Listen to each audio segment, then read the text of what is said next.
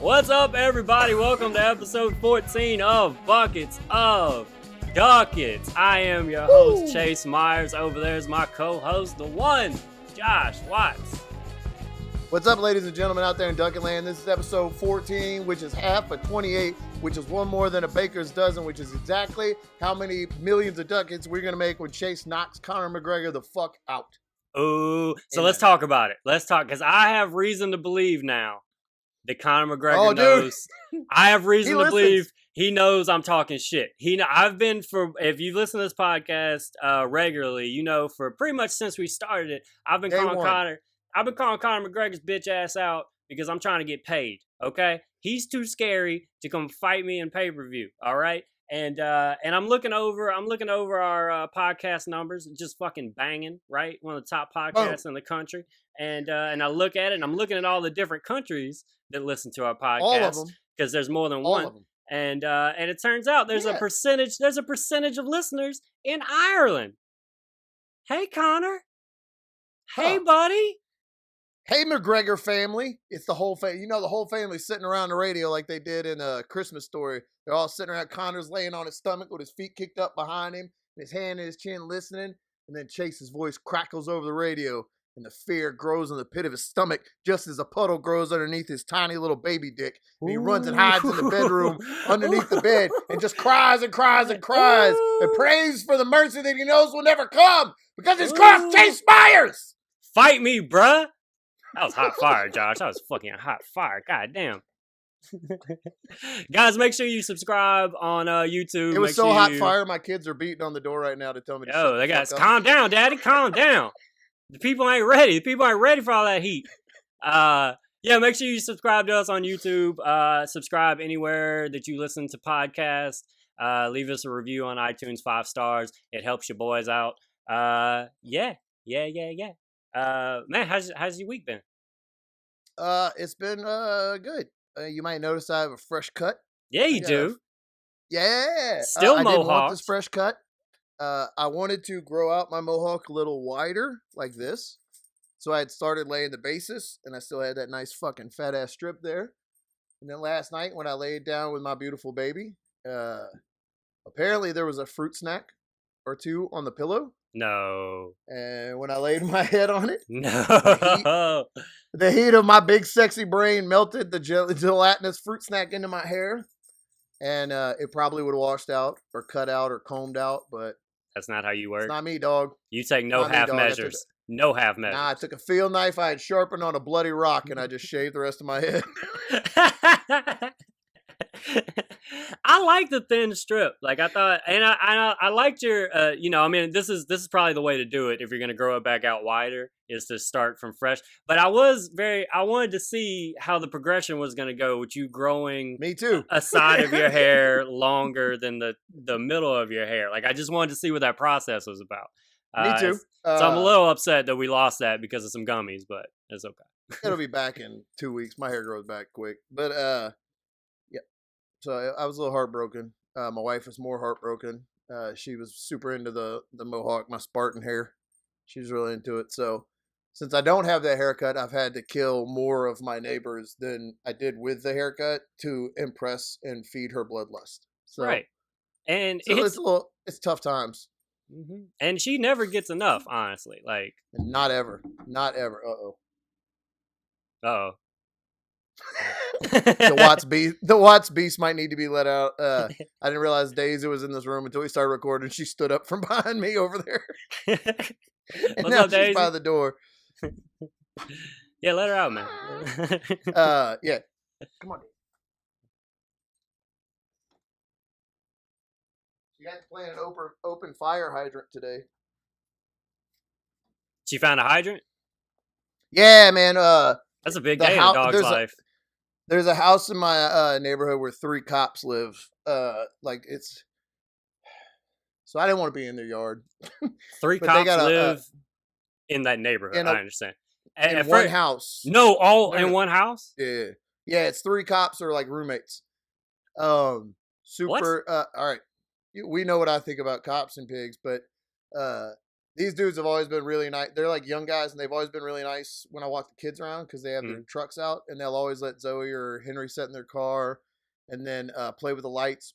As soon as they hit the lights, though, every time they mace my kids and throw them out on the street. Mm-hmm. But before they got the picture, right? They got the picture of your daughter and your son and the whole thing. Post before and that went out everywhere. Right, yeah. Yeah. No, I know the game plan. They put my kids in the front seat and they're like, play with the lights, and then they run inside and put on riot gear and then run back outside and beat the shit out of Wait, I'll be right back. Stop resisting! But there was the fire hydrant was just open, and Daisy like lost her shit, just ran over and started biting it and then rolling in it, and people were stopping because there was a stop sign right by the hydrant, and like people in the neighborhood were stopping and laughing and honking and taking their picture, and I was like, mind your fucking business, keep driving. I was so you fucking honking her. This is my experience. This is my happiness. This is for me. You get a dog that you can enjoy this with. This is for us. I'm scrapbooking this, you fucks. This is not for you. I better not see this on a story. I better not see this on an Instagram story. It was like one of the sweetest things I've ever seen, and I saw both my children born. Wow. I mean, it ranks up there. I saw that you uploaded like 10 pictures of it on Facebook. Like I get updates when you post stuff. And it was like Josh posted 10 pictures. I was like, what the fuck is going on in Josh's life? And then Nothing. I see. Nothing. My dog turned his head this way, and I was like, you look better in that light. And I took her picture from that way. I'm real bad about that. I keep having to buy extra iCloud storage because I'll take 15 pictures of the kids sitting in bed to get a good clear one, but I can't delete even the blurry ones. I won't delete them. Just because like it might be a live photo and I can click on it and see, what they did when I wasn't looking or whatever. Whatever. Whatever. Keep track on them. Mischievous shit they whatever got secrets into they be hiding. Right before I was standing in front of them taking the picture. So right before we set up. All right. So Chase told me about the light set that is here that is making me look as handsome as I do right now. And I ordered it, and when it came, because it came from like wherever, like 3 of the clips were broken and 2 of the 4 light bulbs. 1 of the 4 light bulbs was broken, and then I broke another one. And so last week I only had 2 lights. So I went out to Home Depot and I bought some new lights. And it's impossible to find, because the lights that came with the thing were such a cheap, like weird off-brand. Mm-hmm. It was impossible to, like, it was really hard to try to match them up to make sure I was getting the right kind.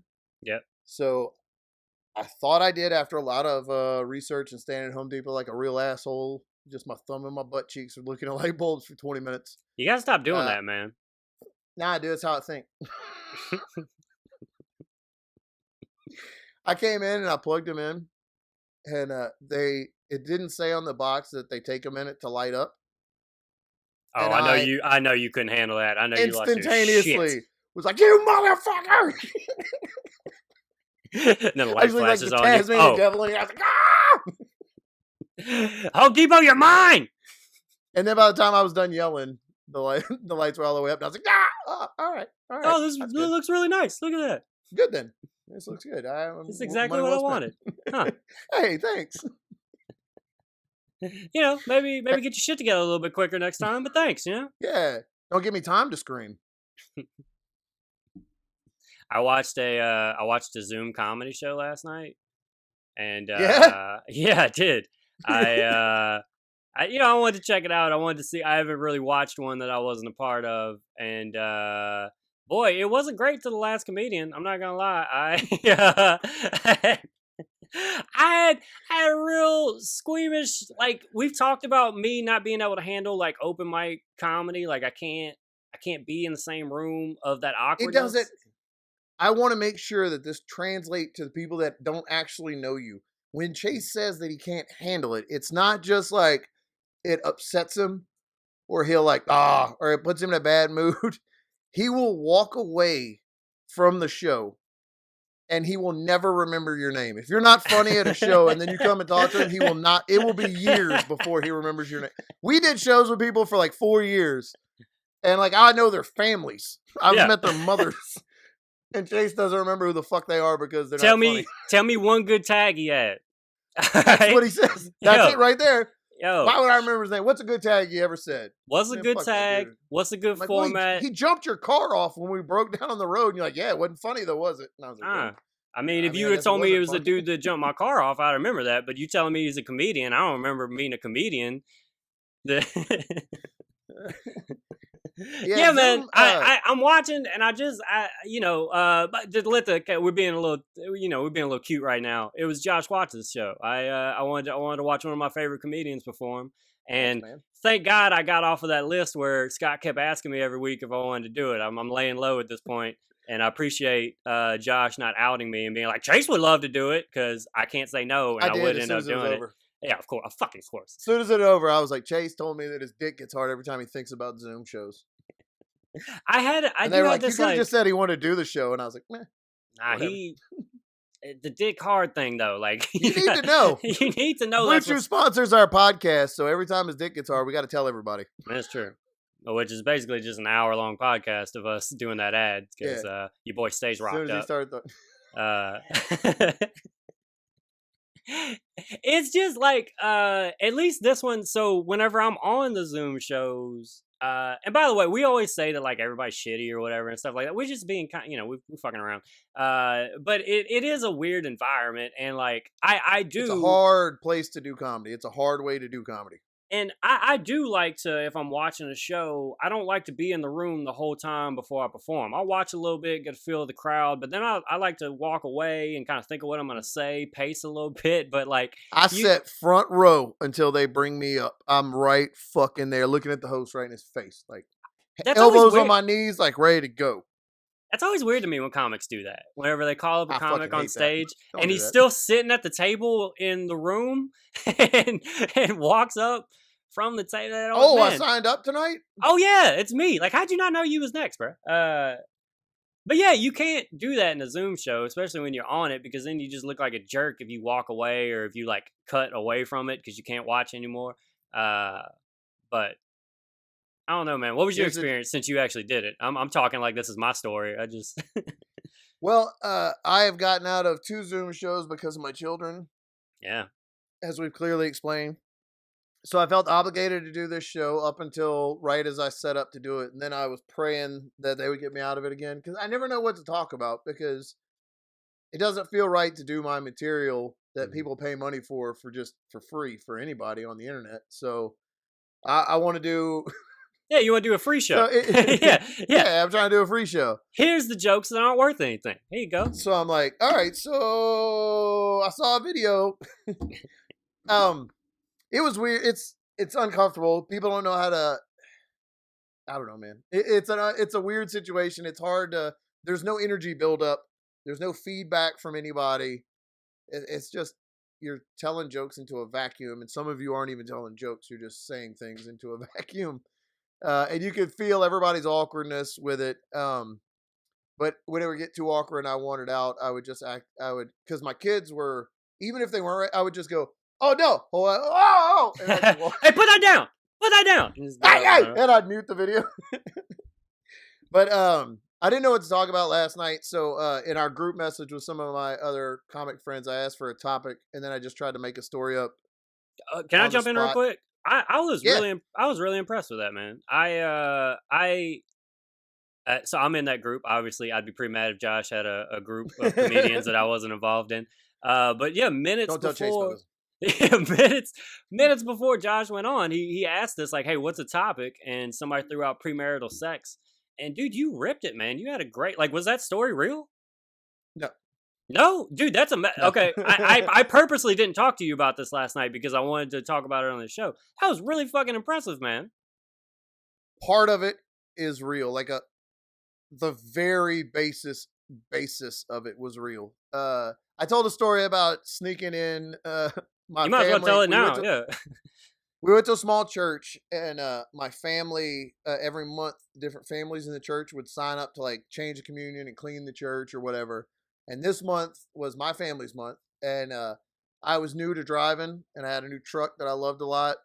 So it had a sunroof, which was a badass thing to have. And your truck had a sunroof? Dope. Yeah, I had a 92 Dodge Dakota Sport with the back was dropped so it was level, and it had a sunroof in it. I fucking Girls loved that truck. That's just the only vehicle I've ever throwing had panties that at your truck. dude, the only vehicle I've ever had I actually loved. Like I loved that fucking truck. So I volunteered to be the one to drive up to the church and clean it every Friday or Saturday night, so I was ready to go on Sunday mornings.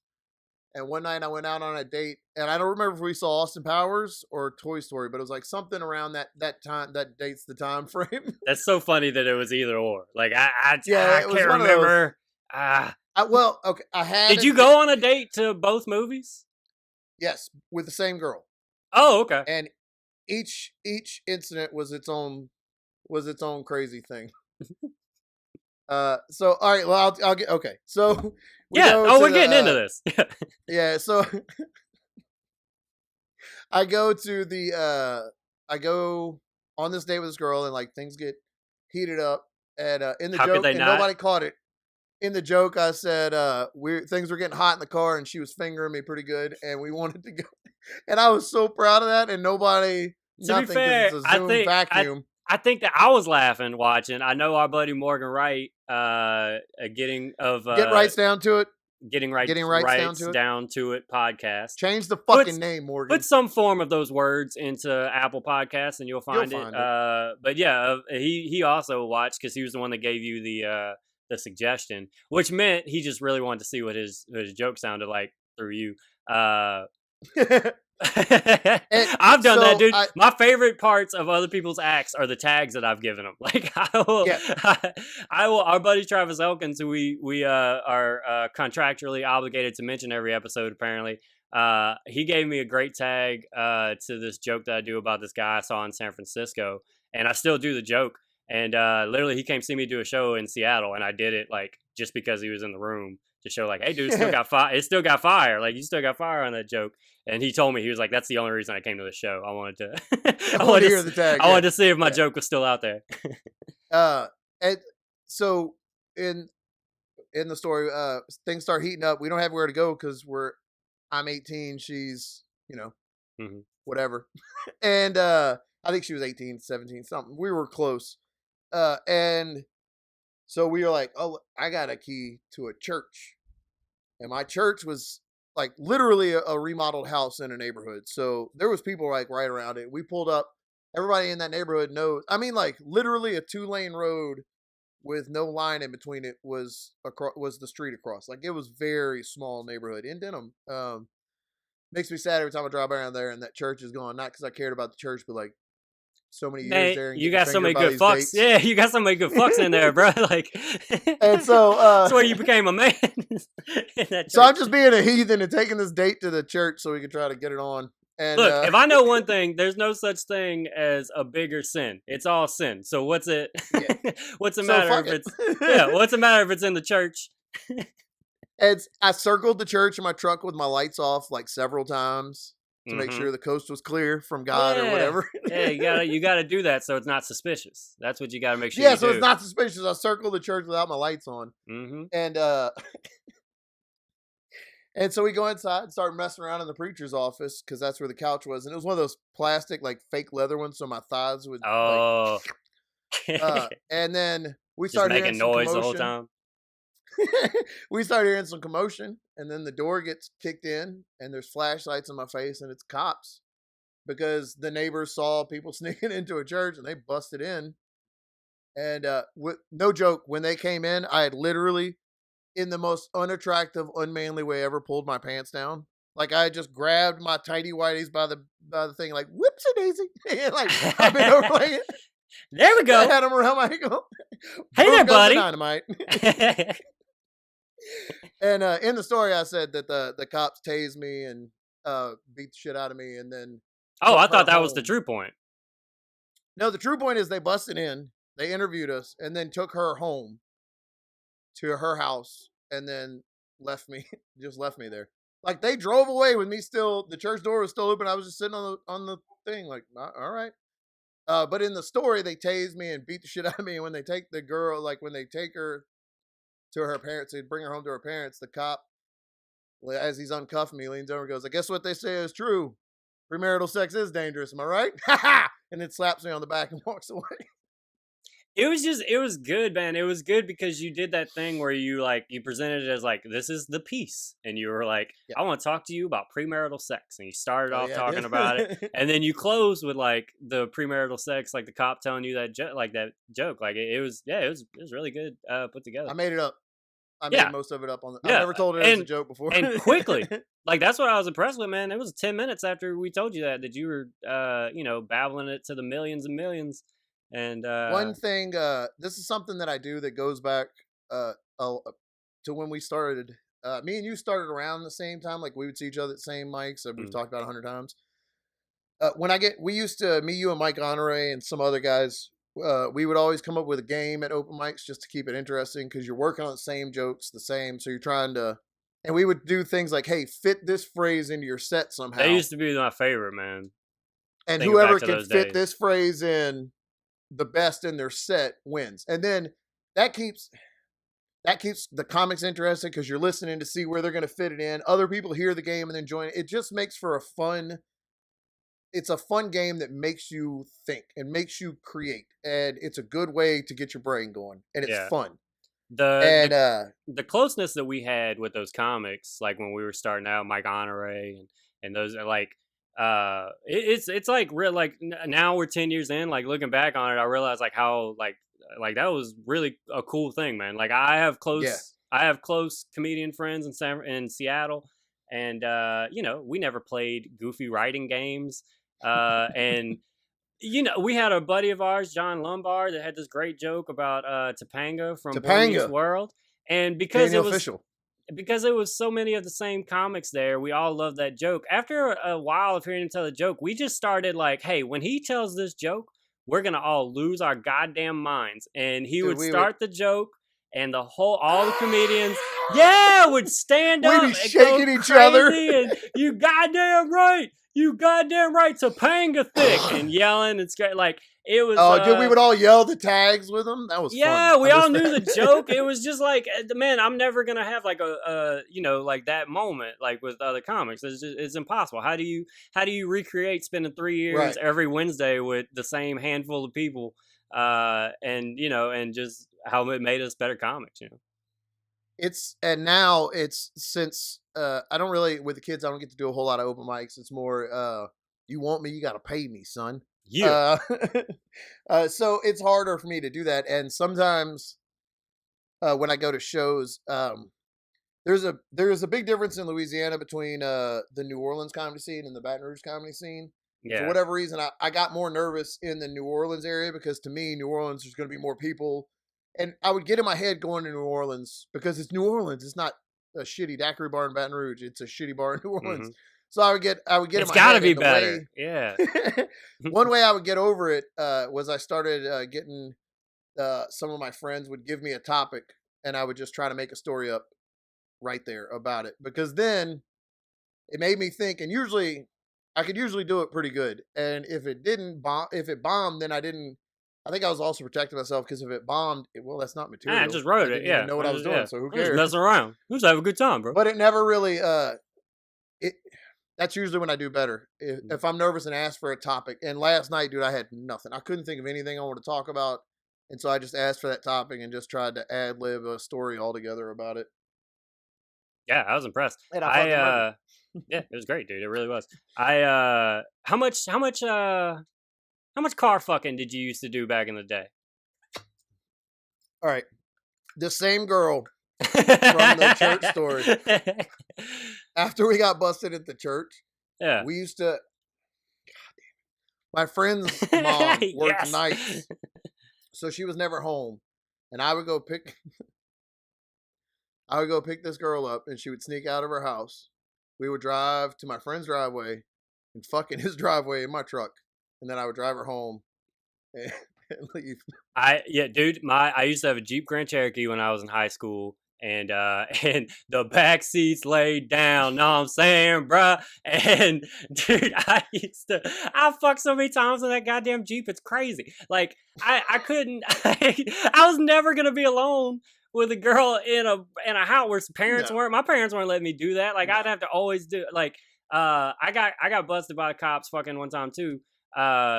They always trying to stop us from fucking, man. Yo, man, just let me get my rocks off, bro. And I'm just a squirrel in this world trying to get a nut. You know what I mean? I'm just like you, man. All right, I got feelings like any other man. I got needs like any other man. All right, and yeah, we're trying to. I've done so I've never went in a church and fucked, but I've definitely parked in church parking lots and fucked in a church parking lot. That's a gray area in the Bible. Yeah, I know. Some people, you know how the Bible it goes against itself sometimes. You know what I'm saying? Like contradicts itself. And, you know, there's some in the Old Testament. There's like a big like, don't you ever fuck in the parking lot of the. But then later you can see where it's like actually it's kind of okay if you do it during the day.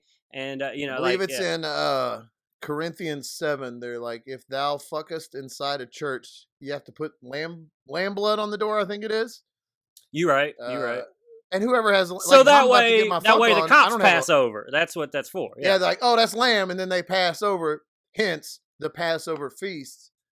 Read a fucking Bible, dorks. Jesus, man, pick one up, man. You got to do all the research for you. Oh, man, you got time. Work. There's a week between every episode of this show. Do a little work on your soul. You know what I'm saying?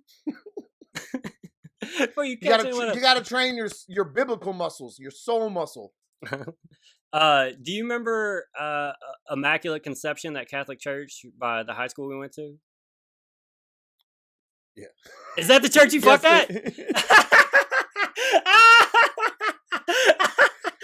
Man. Yo, this is. I didn't even know. I thought I was about to tell you a whole different thing. Apparently, everybody fucked at that church. That's not the church story I just told. Okay. I have another. Yeah. The Boy Scouts used to meet there at that church. So, like, I knew for being a teenager running around on Thursday nights and a kid running around there, I knew the secret spots where nobody'd find you fucking or doing whatever or smoking. It was smoking cigarettes a lot there because it was close enough to my house. We could ride our bikes. Ooh. Dude, we fucking huffing as fast as you could on your 18 speed. Just your mountain bike, you get in a tunnel and just hot box a couple of Marlboro Reds and then get on your bike and start riding home. You're like, oh, this is terrible. I'm a man. And you're just so sure. You're like, my parents, they won't smell smoke because I'm in the fresh air on the bike ride to the house, so they'll never smell it. Clearly, it's gonna be gone. You know, cigarette smoke doesn't stick. We all know that. That doesn't follow you around for years and years. I used to tell my parents it was a campfire. I'd always tell them, I was by a campfire. And it got to where it just became... Just always setting up campfires. And they're like, where the fuck was a campfire? And I'm like, at the outside of Brookstone. I'll show you next time. We pass by there. I'll show you when we go to the mall. Yeah. That burnt down building, that's where that burnt down Halloween shop, that's where we did. I'm near Immaculate Conception and there's like a little neighborhood right there. And so we're like, man, it says there's a dead end right there. I bet we could pull in, go to that dead end, get it in, and we're cool, right? I know where that dead end is. Yeah. Yeah, apparently we weren't the first to have this thought. Nah, and dude. And so I go to pull into the neighborhood. There's people fucking all over in the tree, hanging. Yeah, from the trees, I couldn't even find a spot, dude. I couldn't even find a spot. They were so mean to me. They just fucking sent us out. They were like, "Yo, dude, it's 11 o'clock, bro. We've been fucking since 8. You thought you was just gonna walk in here and get a table? There ain't no fucking way. You got to reserve this fucking spot, right? We're booked. We're all booked. All booked. Seats taken. And so."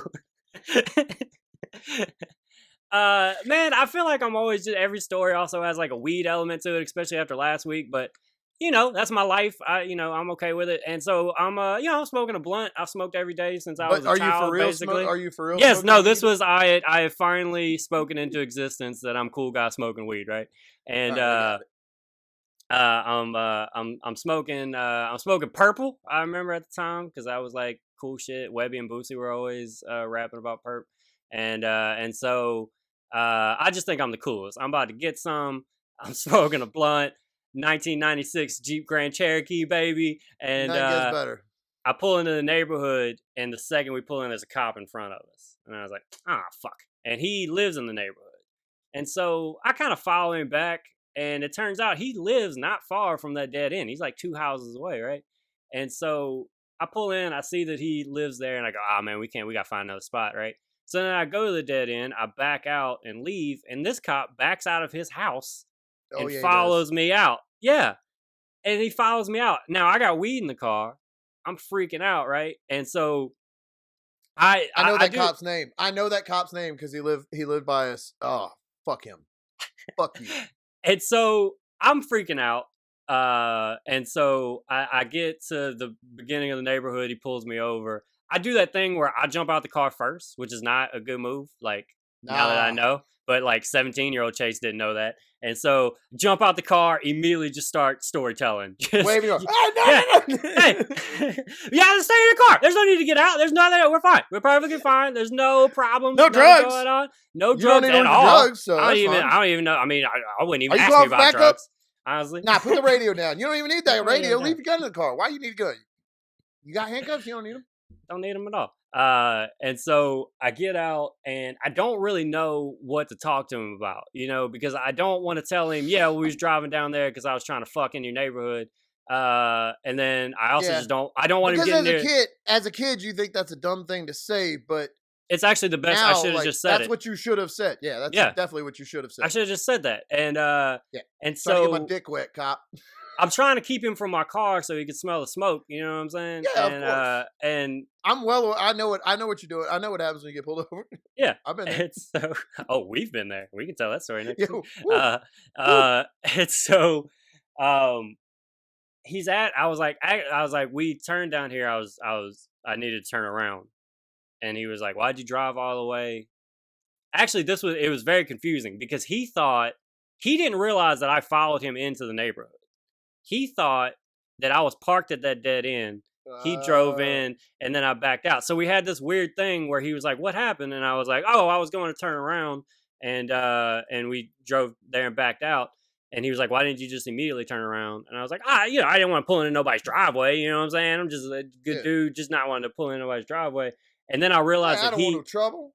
Yeah, and then I realized that he thought that I was there the whole time, so then I had to do this, like, he thought I was fucking with him, basically, where I was like, "No, I followed you, I saw you pull into your driveway, I was right behind you the entire time," and he was like, "Nobody's been behind me this whole time," and I was like, "Oh my god, this is where I died." He put his hand on his gun? Is it? Yeah, nobody's been behind me this whole time. I was like, "I'm telling you, I followed you the whole way in here, whatever." Basically. Just how high are you, kid? Right. I'm just freaking out. This is my first high talking to the cops experience. I don't even know how I got out of it. Actually, I do know how I got out of it because I'm very white. And that's the reality. That's how you got out of it. And so, yeah, I just You're talked my way out. With a country accent like that. You're a white kid with a country accent in a little town like Denham Springs. Yeah, just good-hearted, I can't be up to too much trouble. And so I don't want to ruin my life. Johnson shirt on. Don't want to ruin my life over anything.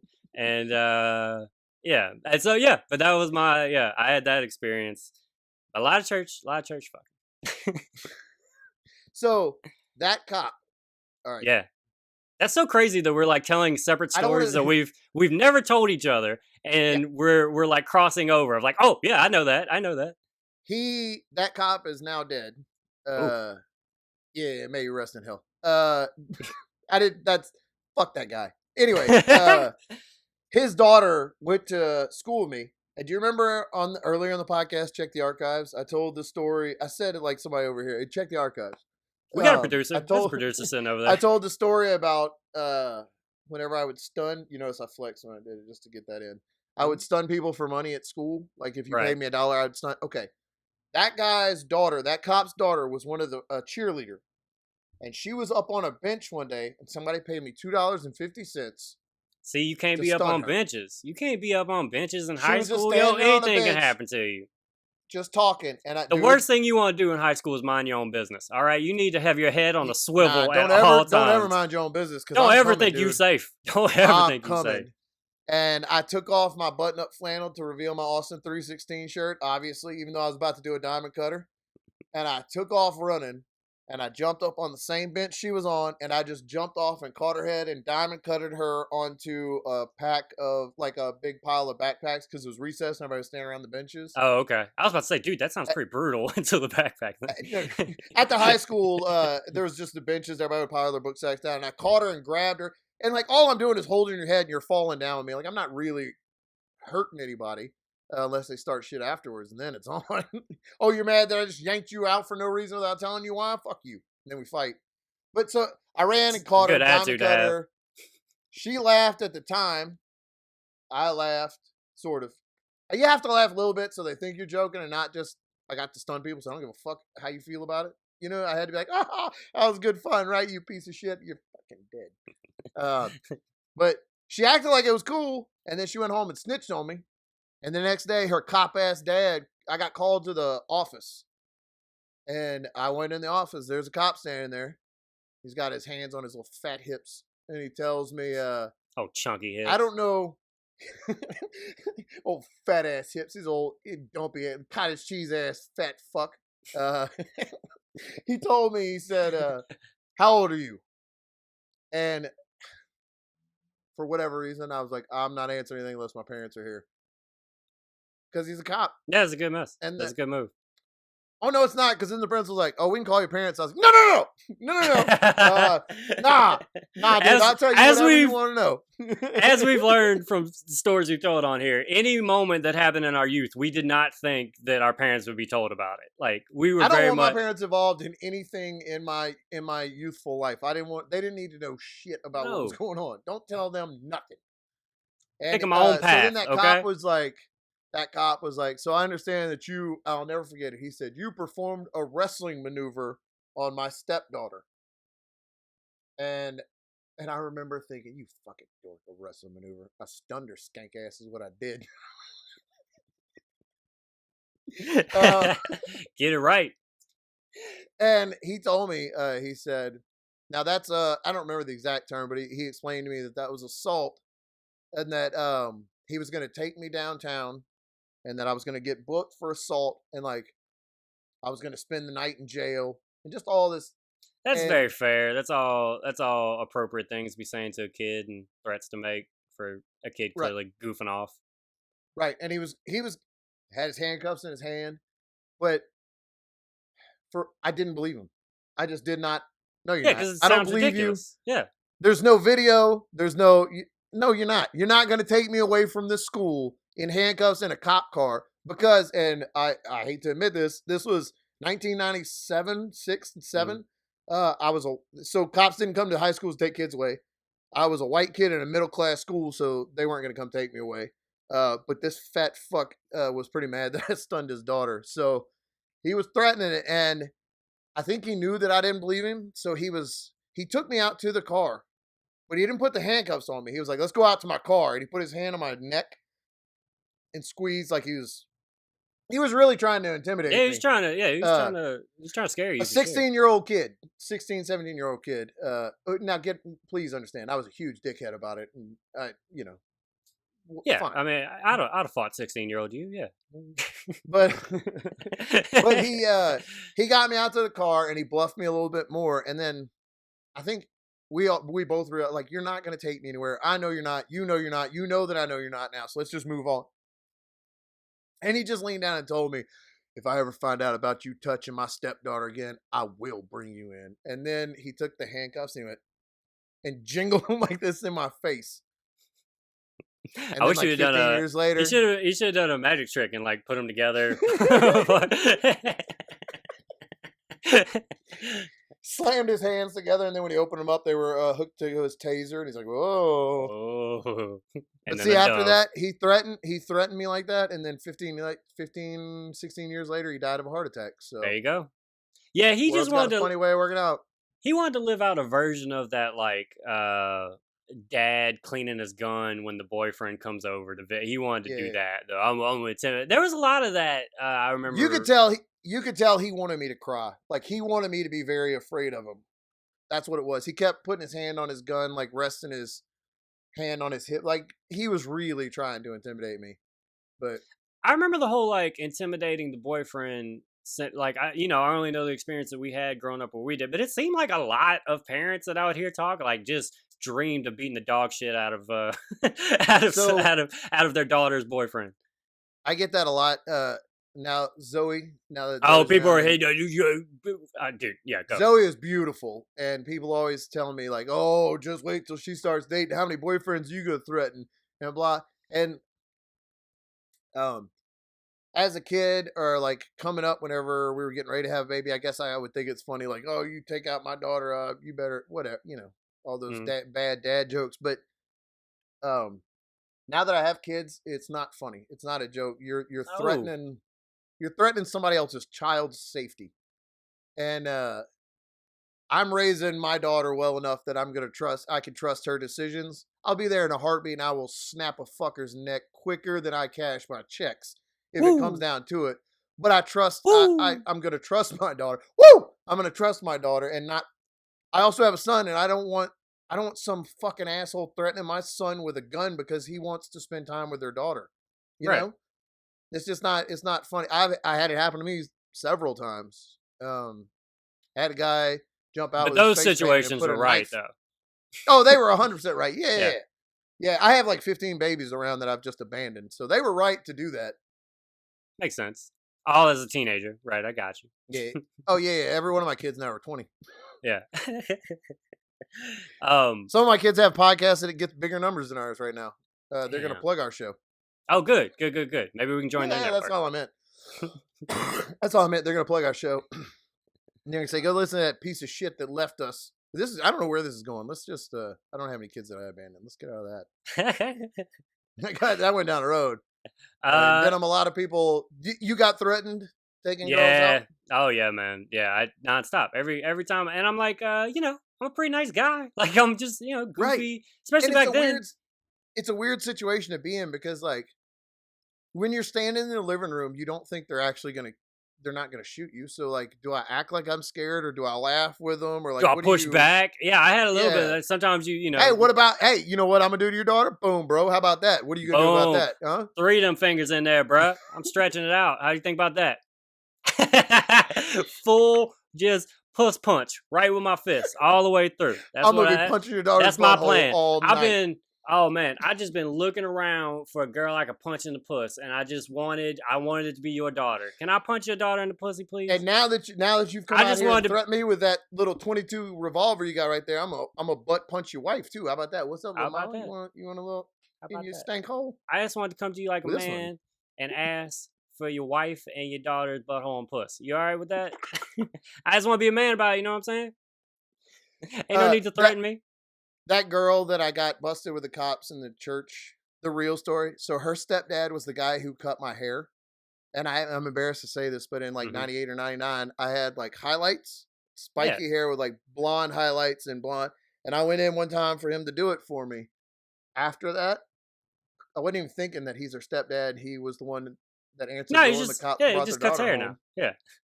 Yeah. And he just shaved my head. I just sat down. And he was like, all right. And I started telling him what I want. He just like, whoa, bald. And then bald? I was like bald. Yeah. And at that time, he made me pay for it. He made me pay for it. I had to pay for the haircut. You left and then I left and never went back to the Fantastic Sam's ever again. You remember we alluded to this a minute ago. You remember when we almost got arrested on the day before Christmas? The day before Christmas Eve? Yeah. Right before my daughter was born. Dude, I have never felt more guilty about any.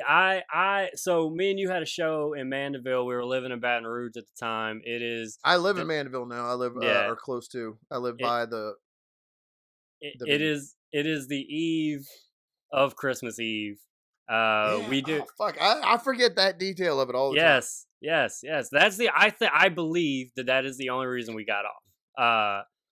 But yeah, man, we fucking we fucking blow trees, bruh. And so we we got done doing the set. We were smoking on the way home, just talking about how much we crushed it, and going over the show. And there's a car in front of me, and he's going pretty slow. And I see the cop behind me, and so I do one of those things where I just kind of like. I guess it's clearly a swerve, but in my head, I'm like, no, I'm just peeking to see if I can go around it. Like, that's what I was doing. And so cop pulls us over. And one of the weirdest interactions I've ever had with a cop. This cop was, 15? How fucking old was that cop? And before this, you had argued with me. Like, we had argued about who you volunteered to drive. And I never do that. You never volunteer to drive, and you volunteered to drive this night, and then we get pulled over by a 12-year-old. This dude, he looked like a baby. He was a bait. Like, we could have killed him with a brick right then if we needed to. You always go to, we should have murdered that dude, bro. I'm just saying, if needed to, we could have aborted him right there. That's how young he was. It would have been an abortion. It was just weird. I've just never dealt with a young, like, funny cop. Like, it almost seemed like he should have been in the car with us. He wasn't funny. Weed. Well, no, because remember, he was trying to be cool. Somebody else pulled over too.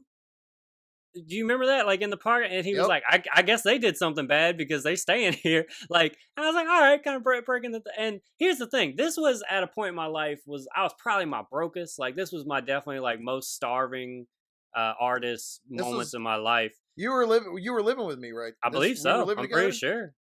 Yeah. I think we were living together then. And so, my registration is expired. I don't have insurance. I'm smoking a blunt. Josh. And I have a baby coming. Josh is in my passenger seat with a baby on the way. And I just got pulled over. Dude, if it had just been me, I honestly, I would have definitely been worried, but it wouldn't have been the same type of worried. I was so focused on you and your life. Like, dude, I was so upset with myself. I was like, I can't fucking believe I just put this dude in this situation. But right before his baby's born. You didn't mention that the insurance and the registration were out until the cop lights went on. The cop lights went on, and I was like, all my shit's expired. All my shit is expired. Handing me the blunt, hide this, all my shit's expired. Yeah. And this is dude, like, so the cop, he's trying to make little jokes with us and stuff. And he just does this weird thing where he goes, give me the weed. Just give me the weed. And we're like, what? And he was like, it's the eve of Christmas Eve, and I'm looking for drunk drivers. I don't give a shit about weed.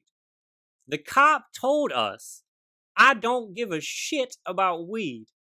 And then but then we looked at each other because, bruh, I know a fucking trap when I see a fucking trap, and that's a fucking trap. And we looked at each other, which clearly gave away because we both went, do we, sir? Yeah. But then we did. And we did, yeah. Yeah, so what was crazy too, I gave him, I played along. I gave him expired registration papers. I gave him expired. Let him walk back to the car and look papers. It up too.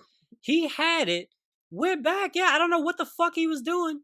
Went back, came back, had the blunt, made us get out of the car. That's when I knew we were fucked. He made us get out of the car. I was like, it's trouble. And he basically, he smelled the blunt. Do you remember he picked it up and smelled it? Yeah. It was good shit. Yeah, it was. Shit. And then it had cop nose on it. Yeah. All that pig dust. Yeah, and I mean, this is another clear example of like crazy white privilege. I mean, this man said to us, he was like, so this parish is really strict on marijuana laws, and you can get real time for this amount of weed. For this. Yes, for this. And he said, I don't want to do that. Like, that's what he said. I don't want to do that. I'm trying to find drunk drivers. And so he put the blunt on the trunk of my car, and then he said, I'm going to drive away. I don't care what you do with that. And then he got in his car. And he went to the other car that was waiting. Yeah. Because they were still waiting over there. I grabbed the blunt. I wasn't picking that fucking thing up. I wasn't picking that fucking thing up. I remember you telling me you were thinking about it, though. I remember you telling me you wanted to. I wasn't going to drive away with a goddamn blunt on the trunk. I'm taking it. And so now it makes sense. I had already duped him once. This dumbass is going to let me off. So I just, you fucking dumb pig. And then I just, we drove off and smoked the blunt on the way home. And I just apologized to you. I apologized to you for weeks and weeks and weeks. I remember I have a bad habit of not passing. Like I get stuck and I just hit a couple times. And that night you didn't say anything about it. You just let me. You just fucking. I don't even know if I hit it. I think I just lit it and gave it to you. I told that story like right after it happened. I told that story to some of our comedian friends, and the looks on their faces when they explained to me, because this was 2016, 15. something? No, 16? I've been here for 4 years. So 14? 5, Wow. so maybe 15. Yeah, 15. 2015. It was That right makes before sense. Zoe was born, Yeah, so 15. yeah, yeah. And She was on the way. yeah, and I wasn't super familiar with white privilege until it was explained to me after, like, oh well, what you just said is the exact definition of white privilege. Yeah, I'm he like, didn't want to ruin our lives. oh, Yeah, oh, yeah. I told that story on stage. Do you remember me trying to tell it as a bit? I told it on stage. I I remember had the a aftermath. Yeah, it was this guy Ben Hoffman. That's who he told me. He caught me the second I came off stage and was like, "That was the biggest example of white privilege I've ever heard." And so uh, yeah, man. I remember the only thing I remember about telling the bit on stage was I wanna figure out how to get this tag into just any other story, which is just like whenever you're driving around with everything expired, you don't drive around looking out the windshield. You drive around looking in the rear view. And I Yep. was like, if I could figure out a fucking way to get that in any other story where I don't sound like the most privileged motherfucker in the world, but that hadn't happened. But yeah, But man, there isn't.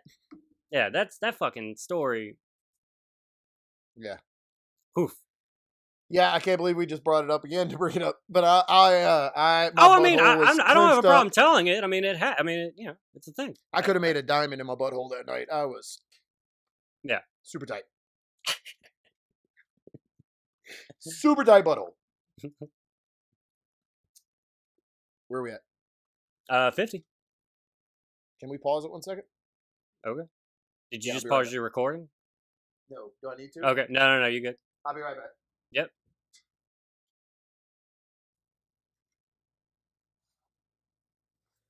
I ran out of Bang energy and I drank one of my old like pre-workouts, Mm-hmm. like the powder. And those have like a shelf limit of an hour to an hour and a half, and then you will shit. It's happening. Either get up, it's happening. And that's why I was listening to your story and I was like, yeah, no, right, Yeah. no, I gotta go though. Yeah. Okay. Right. Okay. Yeah. Oh, I remember. Can you tell Yeah, this? it was crazy. I remember. Yep. And then I ran off and was like, I wonder if the microphone on these earphones is gonna pick this yeah, up. we heard every bit of it. Yeah, I'm gonna make sure the people hear your grunt game is strong. There was no grunt, it was man. one It big was, push and gone. It just, yep. It sounds like when a warrior punches through like a brick. I just go, and then I'm done. My bowels are evacuated.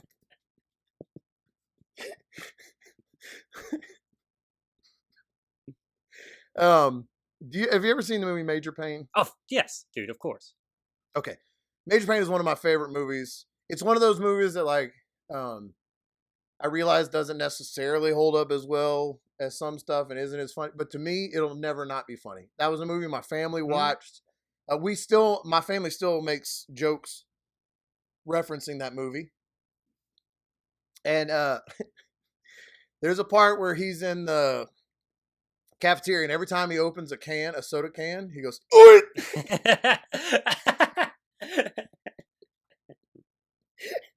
And I think it's the funniest thing I've ever seen at the time. And I used to do it with, you remember the milk bags at school? Oh yeah. Did you stab a straw into? Yeah, and you stab the straw in it real loud.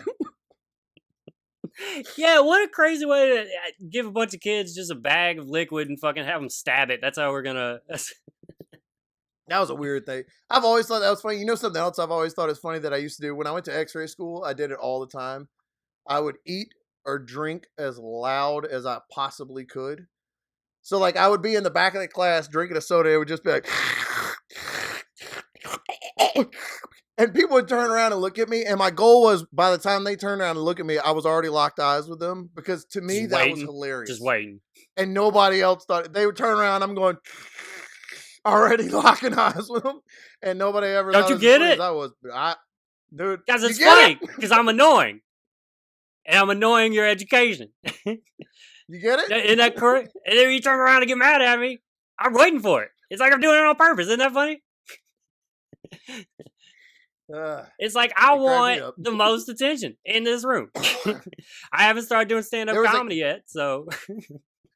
Oh no! I guess I was about to say maybe you just started. Yeah, I had just started, and that was the phase where I learned not to invite people to your shows. that you know? Man, I just wish, unless you're good. the biggest advice that I could give to anybody that's like wanting to start stand-up comedy is don't invite anybody you know until you've been doing it for a while. Because even if you get better, it is hard for your friends and family to get over that first impression they have. They're coming once. Yes, they are coming once. They're coming once. And they're going to say, and like, try to, like, I always, whenever I invite people I know, I try to invite them to whatever the best situation. I know that these comics are going to be on it. They're good. I know that I'm doing a good amount of time. I know there'll be a crowd there. But what happens is when you first start, you get so excited, you invite a bunch of people. They come see you at some bar. They sit through 3 hours of open mic. They sit through 17 comics that barely get laughs. That are just saying, 6 people hump a stool, saying the most like ridiculous shit you've ever heard, just telling you too much about their lives without there actually being any point to it and stuff, just bumming you out for an hour and a half, 2 hours, and then they watch you, and it's your first time. Nobody's good their first time. Even if you are good your first time, you're not actually good. Like, you're just good for it being your first time. Like, but you can't go and like, nobody would do, oh wow, you're fucking ready. No, dude, you got to fucking put in years before you do it. And yeah, that's it. They will only come to that one. So I save it. Save it until you got something to show them, and then you'll actually get support from them. I invited everybody to everything when I first started. Everything, dude. Hey, I'm doing 3 minutes on this mic, and then is a real dirtbag thing to do. And then I would always spin that into, well, I brought people, so maybe I could do more than 3 minutes. Man. Or, you know, like, I would always try to spin that. And they would see me, and they were like, well, I mean, it wasn't, you know. And I was like, well, it's because I only did 3 minutes. I really need like 7 minutes to really get a laugh. I need 7 minutes to make somebody laugh. You know? Who could be funny immediately? You know what I'm saying? Like, who can be funny in 2 minutes? Nobody can get a single laugh in 2 minutes. We know that. You got to at least 8 to 10 minutes before you get your first laugh. Come on, guys. You got to feel it out. I feel it out. Got to let you know what I did this week. Everybody in my class. Got to let you know about the gross infection everybody I in have. my class. Almost everybody in my class came to the show with the Swamp People guy that we've talked about. Oh, they were at that show? I didn't remember it that way. Yeah. Yes. Okay, we weren't really that good of friends yet. Yeah. To talk about it, that was the first night I had showed up without the beard. Never shaved my beard. That was the first and last time I've shaved my beard completely. Not first, but the last. First and only. And almost the whole crowd there was people from my class. But I wanted to be, I'm a performer, so I'm not just going to go sit with you until I go up. Like, right. I can't just hang out with the crowd, but I'm also just right there in the corner with Chase. That's the other thing that's awkward is whenever you invite people, like, I don't want to sit with you and talk with you before the show. So it's really weird. And it's not because like it's not like it doesn't have anything to do with the person. It's because I'm about to go on stage. Sometimes. And I mean, a lot of times actually it does. But I'm about to go on stage and like I just, you know, I need to focus or whatever. And then when I get off stage, like I kind of just want you to tell me I'm great and then thank you. Like That's all I wanted. Yeah, so it is really weird for somebody like to invite somebody if you don't like hang out with them and stuff like that. Like, but after that, if you remember, we've talked about it previously on the show. The Swamp People guy was like a fucking cameraman or cousin of somebody, like extra, just pork chop or some fuck that nobody had ever heard of. T-Bob. And so the next day, I for real do still have the poster. I used to keep all the posters. I remember you used to do that. I have the poster in the garage. Yeah, I used to. I still do. I have that. Well, I guess it doesn't. I was gonna say I kept all the open mic posters and that one of the Jake the Snake show I did where him and Hacksaw signed it. But I guess did you perform with Jake the Snake and Hacksaw? I did a comedy show. No shit. With Jake the Snake Roberts and Hacksaw Jim Duggan, and it was one of the greatest nights of my life. You should talk about it a lot. I had to talk about it sometime. I should bring it up on the show sometime. Yeah, one day we'll go into it. I would love to get into that story one day. Jake answered all my questions. A lot of them were about Sting. Look, so I don't know when I'm going to meet Sting, so I got some questions for you. That was a Friday night or whatever, like a weird Friday, Saturday. I don't know. But then school was like a couple of days, and then we went to school. So I had a whole couple of days of stewing over, because remember that guy at that show, a guy in the crowd thought I was making fun of him.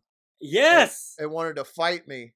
I saw that whole thing go down. I don't think you didn't realize while you're on stage that was what's happening, right? Yeah. No, I didn't. I vividly remember. I can pick this up. They were talking. Because I don't. Yeah, they were talking, and you did that, and it's a common line that people say. You were just like, "Hey guys, shut up, all right?" Because I'm the one with the microphone. Like you said, something along those lines of, "Guys, you can't be louder than me. I'm the one with the microphone." Comics say versions of that all the time. Bernie Mac, I take this from Bernie Mac every now and then. It's one of my favorite ways of handling hecklers that talk too much. It goes well half the time, and then the other half of the time, it really alienates me, and people think I'm mean. Because I don't have the likability of Bernie Mac, and it's just a stock like heckler line, and it's the whole thing of like you need to be more observant when you come into a comedy show, because you see when you came in they gave you a chair, and when I came in they gave me a microphone. And that should give you a good idea of how much talking should be going on, like what the balance of talk, right? Yeah. And so I've God, you fucking asshole. Yeah, I've said that a couple times on stage, but sometimes it's like that. It's almost too serious, and they're like, "Jesus, dude, like what the fuck? Like, you have to talk to me like a fucking kid, like Jesus Christ, you asshole." All right, so you're on stage. You say something along the lines of, "I have a microphone. I'm louder than you. I'll win." And you laughed as you said it, like you were like, "That's ridiculous," blah blah blah. And this dude at the bar just gets real mad and goes, "Hey, fuck that dude. Fuck that." But he doesn't say it that loud, but he says it enough to where, like, if you're next to him, you hear him. And he stands up, and the lady that was hosting it that we both hate, she, like immediately grabs him. Like, "What's the problem?" And he's like, "That motherfucker thinks he's better than us." And she offered to buy him a beer. And she was like, "Yes, Daiquiri Bar in Ponchatoula, I do." Yeah. She offered to buy him a beer, and that's all he needed. He sat down and shut the fuck up for the rest of the show. She gave him a hug, too. I'll never forget that. Yeah. She had to give him a hug to get him to calm down, is what she said, which is gross. Yeah. And she's gross, and the whole thing was gross. But that fucking redneck inbred had run up there, I'd have knocked his fucking grill out his asshole. You should kill him, bruh. I'll fucking... Did you ever think about that? Just murder him. That was I very distinctly remember that was when I was at the stage and performing, when I would hold the microphone, my hand on the mic stand, and never look at anybody. I'd just look down and twirl the mic stand because I was so nervous. The first time I saw you out here slaughtered. Oh wait, no, hold on. So the show was on a weekend. Right. It wasn't great. It was, it was okay. I hadn't been doing comedy very long, so it wasn't really good. And then everybody from my class came. And then there was a couple of days before school started back up. So I had a couple of days of like, oh, fuck, I hope they liked me. I hope they're probably going to think I'm, and in my head, I was like, they're going to think I was hilarious. When I come into class, they're all going to just lift me up on their arms and just crowd surf me to the front of the room and just give me a degree right now. That's our hero. And just be like, go live your fucking dream. You've wasted enough time here learning science. You get out there and you make the people laugh. You live your dream. Science can wait. Science will always be there. You get out there and flex your titty muscles and make some people laugh. Tit up, though, and wear a mask. But get out there and make them laugh. Tit up or shut up. And by the time I got to class Monday, I strutted in fully ready. And everyone in the class was mad at me. They were mad at you? Because, mad. Because I got a babysitter. We did it. We wasted a date night to go see Swamp People and some motherfucker I've never heard of. Oh, at least it was him. At least it wasn't they were mad at you. Nobody even mentioned that they stayed to see my set.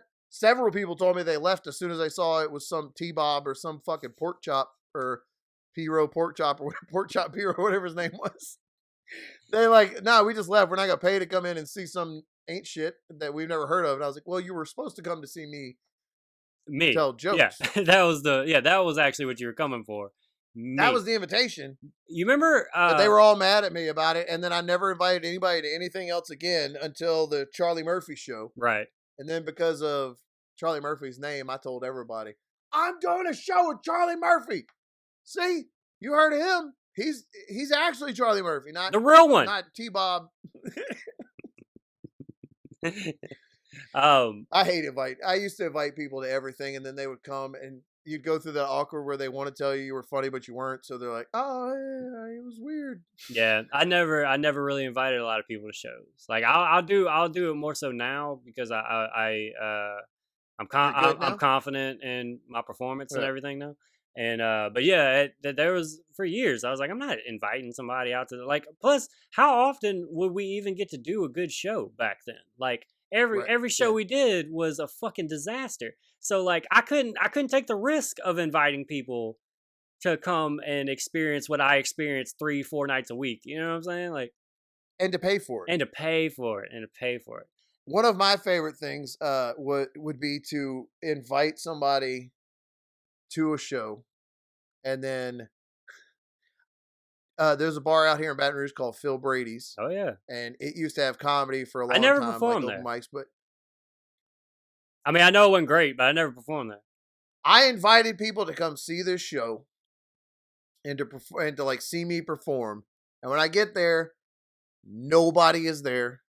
When I say nobody's there, not like there's not an audience. Phil Brady's is locked up, lights off, nothing. The host, who is the same host that hugged the guy to keep him from getting his fucking Oh, skull that's cracked in right. Ponchatoula, she was the host, and the show's supposed to start at like 9, and it's like 9:30, and they're calling the bar owner to come down and open it up so we could do this show. That's how it was ran. So The bar's just no, closed. No, no, he just forgot. He just forgot and didn't go into film. Just didn't open the bar up. just we're It was off a today. shithole bar, so I guess he just didn't feel like opening it up or whatever. So then he comes down and unlocks it, but there's nobody to serve drinks, so we had to wait for somebody to come. The show started by like 11, and it was me and that woman host, and I had 2 minutes of jokes at the time, and she's like, "Just go for as long as you want." All right, I'm done. And the people, I'd had like probably 10 people come that night, and they're like, "Well, everyone I'm waited in the parking lot for like 15, 20 minutes was like, hey, look, it's 10:30. This venue is closed. Yeah. I'm not going to stay." And then 2 or 3 of my friends stayed. And for, What a horrible I don't think you decision. understand how bad that is. They sat in the parking lot and waited for the bar owner to get there to open the bar up, to realize he doesn't have a bartender, to call a bartender to come down, clock in, and start serving drinks, set up the sound system to start the open mic show that is terrible that nobody wanted to see anyway. I remember the big advertisement for that show. So that only before I started comedy, apparently that was a venue that would do shows weekly. And then I started and it was gone already. And then it came back for that brief moment that you're talking about, and I didn't perform there. Well, mostly because that's the reports that I heard back from. I was like, yeah, I'm not gonna do that. But the thing that I remember the most about how they advertised it for the comeback was that they had dollar burgers. Yep. Not come to the comedy show, not come see great local comics, come see the next up and coming whatever, come watch it, come watch this one, whatever. It was dollar burger night. Come out to dollar burger night, and then some dude's gonna yell at you. And it was $1 worth of burger. Yeah. It was $1 worth of burger. And I did that show twice. And that time where they had to open up and the show started at 11 when it was supposed to start at 8:30 or 9. And then another time where it was literally me, that same woman host, and one waitress. There was only people in there, and I can't believe you did it twice. she still wanted me to get up, and I still went up and did my jokes, so I didn't know any better. Yeah. Man, I'm glad comedy's dead. It deserves it. It deserves dude, it. I just remember how many times that we would go do shows and they would start an hour and a half after when they said they were going to start. Like, that happens so much Easily. that it blew me away whenever I got out to Seattle, and I was like, oh shit, starts on time? You guys actually... The show starts at 8. Look at that! You're here. At 8:05, the show's going. Like, that's amazing. Like, but we had so many experiences of going to bars. This would happen in New Orleans too. Like, we'd go to bars, yeah, and they would wait an hour because they didn't have a big enough crowd And they would just let the people, and it would suck because sometimes there'd be people that were there for the show that actually showed up on time. That had to wait an hour. And now they have to wait an hour because of some better crowd that we think is going to come. And then, of course, that's never going to come. It never comes. 5 more people might come in, and then they start the show. And then the people that have been there. And by the time they get there, they're shit-faced. Shit-faced. They didn't come there for the show because they're an hour later than when the show started. So it's not like that was their intention for the night, was to go to a comedy show. And yeah, that would happen all the time. Remember how many fucking shows we would do that would start at like 11 o'clock and stuff? And like have 20 comics on the show. People just, oh man, that was a big thing where people would do, there'd be 20 or 30 comics on a show that started at 11:30 at night. That was another thing that threw me off. God. In Seattle, they have bump lists. There's too many people, you get bumped. If you're not good, you bumped. Like there was one of the first open mics I went to up here at a club had like a tip jar. If you were open mic and threw a couple dollars in the tip jar, then you'd get on. Like that was a way if you were an ain't shit that was trying to get stage time, that was a way to get in. But yeah, it would be like literally like 50, 60 comics show up and they'd put up, 30 of them. 30, 35, everybody doing 3 minutes. They do 3-minute sets out here. And yeah, and they would tell you if you got bumped this week, you'll be on next time you show up, just let us know or whatever, like that thing. But yeah, and that blew me away because I couldn't imagine at that point. I mean, I've never actually had to do it. So, but driving to a venue with the intention, and this might make me sound like a spoiled comic because I know other areas are like this too. But yeah, I just can't imagine the thought of driving to a place with the intention of doing comedy 20, 30 minutes, an hour, however long it takes you to get there, and then just being like, nah, you actually can't go on the everybody can go on show. Sorry, go back home. Yeah, sorry. I know you're probably a broke, starving artist, but I'm glad you wasted that gas. Hour and a half. Go ahead and spend some of that gas money on the way back. I'll see you next week, maybe, if I remember you. Like, yeah, that's tough, dude. But part of that is kind of inspiring, like motivating to me. Like, oh no, because if you get bumped, you're not gonna prove yourself, to go in as an ain't shit, and to prove yourself to be one of the people that doesn't get bumped anymore would be a goal. Yeah, you'd hope that's the way people would react to it. Yeah. I was in Canada. I know that's how they would react to me. Right. Woo.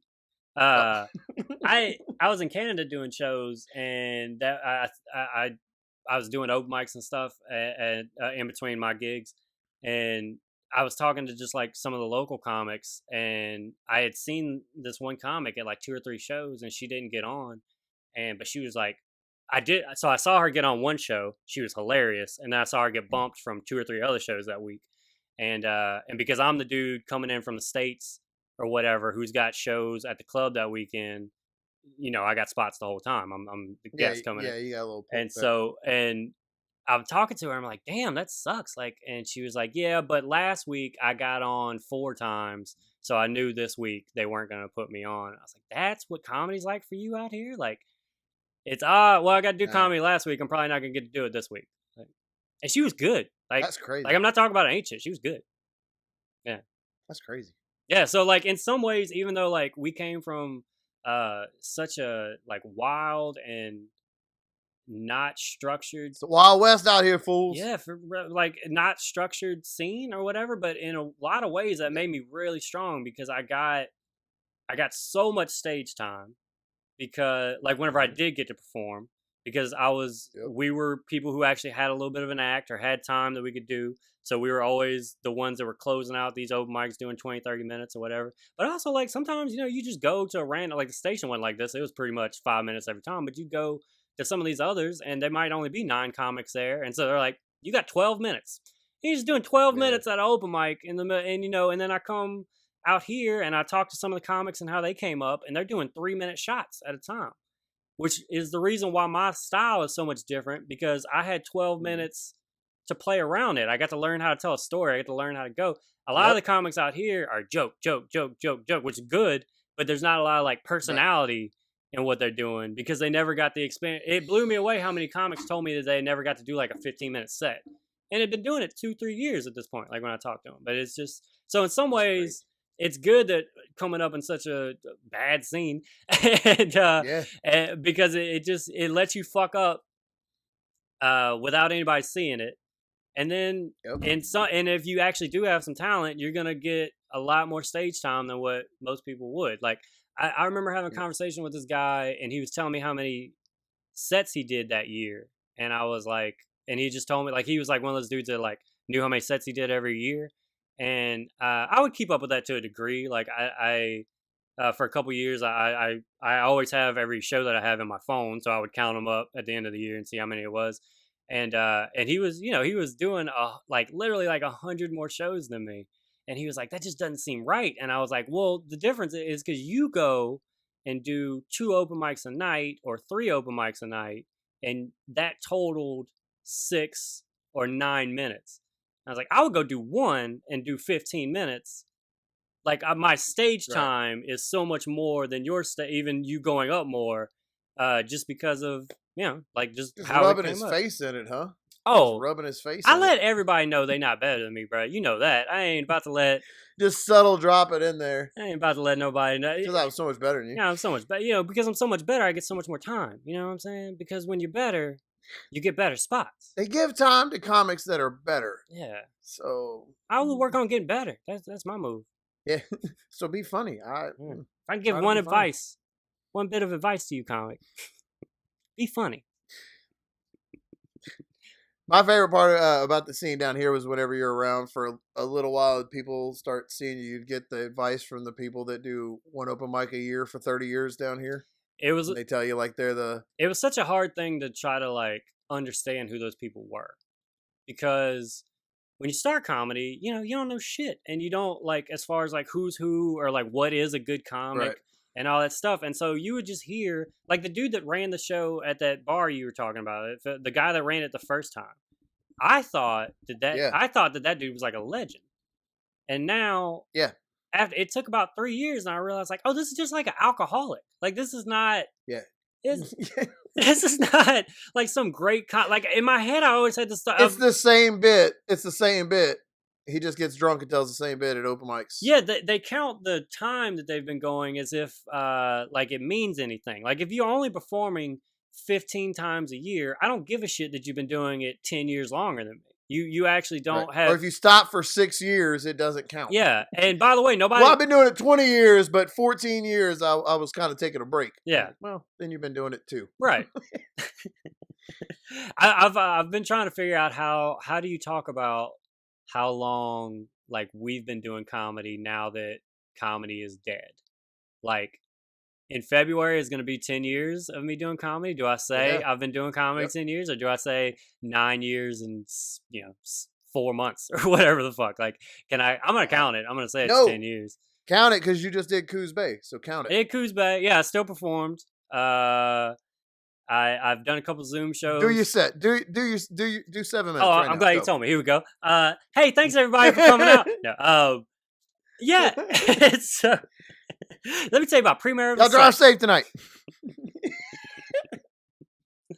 Fuck. If you are an open mic comic, that game's really fun to play. If the open mics ever start again, to try to fit a phrase into your sets, it'll help you. I remember one of ours was and then I kick flipped the fuck out of there. Oh yeah, that was a fun one because you could throw that at the end of whatever story you're saying. So you tell some story about being at the grocery store or whatever, and whatever the punchline is, and then I kick flipped out that motherfucker, and then it's always gonna land because all the comics are gonna pop, and they're mostly who's in the crowd. So like, yeah, it was. Yep. Oh, it was so much fun. I miss those days, man. That was fun times. Good days, man.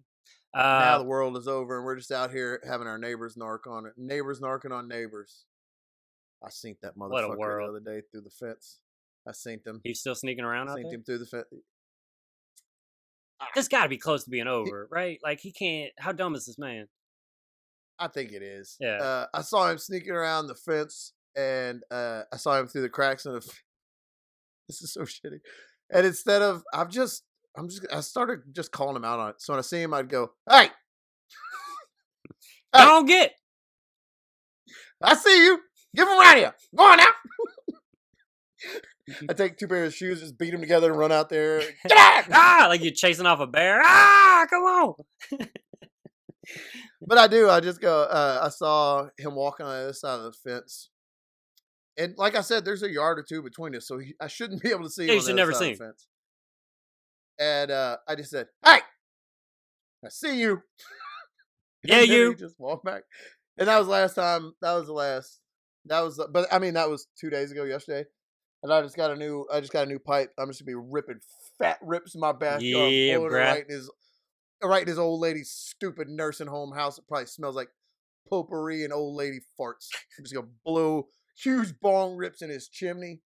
I'm gonna take her asthma medicine, and I'm gonna dare him to say something about it. Because let me tell you something, you piece of shit. I'm as virile as I am violent, and I'll break your neck and fuck your whole family. Ah! Maybe I should smoke. Maybe I need to hit it again right now, huh? Killer, dude. Let's wrap this up, man. That was a great episode. All right. Guys, thank y'all so much for listening. Subscribe And on ladies. YouTube, all your podcast streaming platforms. We're there. Check them out. I'm not going to make a full announcement. I'll say we got some stuff coming up. Stuff's in the works. We got some stuff coming. Stuff's in the works, so we're really excited about it. And don't forget to tits up, ladies, and wear your mask. That's right. Go get them Walk duckets. around with a mask on like you got a big set of swinging titties on you, and you ain't afraid of shit. Except a virus. I mean, that's why you wear that's why the mask is there, obviously. All right, guys. See y'all next week. Eat shit.